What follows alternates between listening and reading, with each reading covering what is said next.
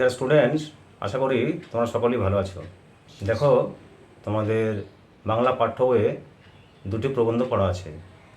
প্রথমটি হলো হারিয়ে যাওয়া কালিকলম, লেখক শ্রী পান্ত, প্রকৃত নাম হলো নিখিল সরকার।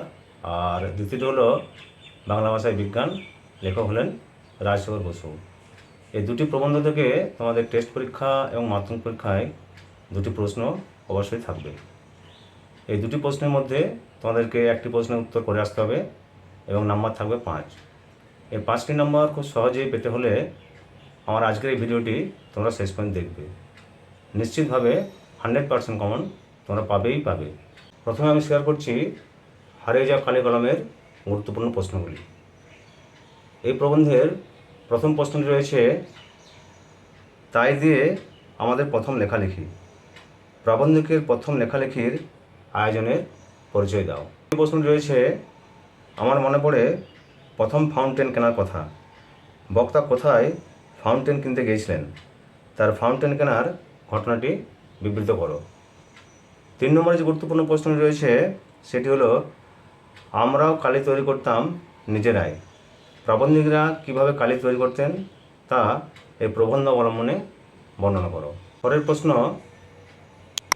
হারিয়ে যাওয়া কালি কলম প্রবন্ধে লেখক কলমের যে অতীত ও বর্তমান রূপের কথা বলেছেন তার সম্পর্কে লেখো। শেষ প্রশ্নটি রয়েছে, কলমকে বলা হয় তলোয়ারের চেয়ে শক্তিধর, বিষয়টি ব্যাখ্যা করো। এমন বলার কারণ কি বলে তোমার মনে হয়? এই 5টি প্রশ্নের উত্তর তোমরা যদি সঠিকভাবে তৈরি করো, দেখবে একটি অবশ্যই কমন পেয়ে যাচ্ছ। এরপরে আমি আসছি বাংলা ভাষায় বিজ্ঞান এই প্রবন্ধ থেকে। এই প্রবন্ধের প্রথম প্রশ্নটি রয়েছে, এই কথাটি সকলের মনে রাখা উচিত। কোন কথাটি মনে রাখা উচিত? লেখকের কোন ত্রুটির কথা প্রাবন্ধিক এখানে তুলে ধরেছেন? তৃতীয় প্রশ্নটি হচ্ছে, এই দোষ থেকে মুক্ত না হলে বাংলা বৈজ্ঞানিক সাহিত্য সুপ্রতিষ্ঠিত হবে না।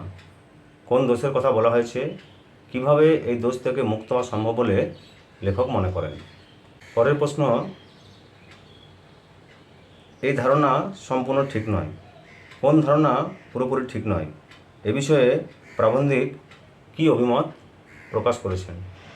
পরের প্রশ্নটি হচ্ছে, বাংলা ভাষায় বিজ্ঞান রচনার সমস্যাগুলি আলোচনা করো।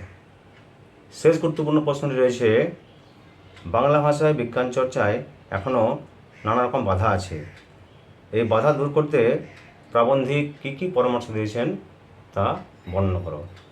এই 5-5-10টি প্রশ্ন উত্তর তোমরা যদি সঠিকভাবে তৈরি করো, দেখবে মাধ্যমিক পরীক্ষা এবং টেস্ট পরীক্ষায় কমন পেতে তোমাদের কোনো অসুবিধা হচ্ছে না। তোমরা নিশ্চিতভাবে কমন পেয়ে যাবে, একথা আমি বলতেই পারি। যদি ভিডিওটি ভালো লাগে তাহলে তোমরা লাইক করবে।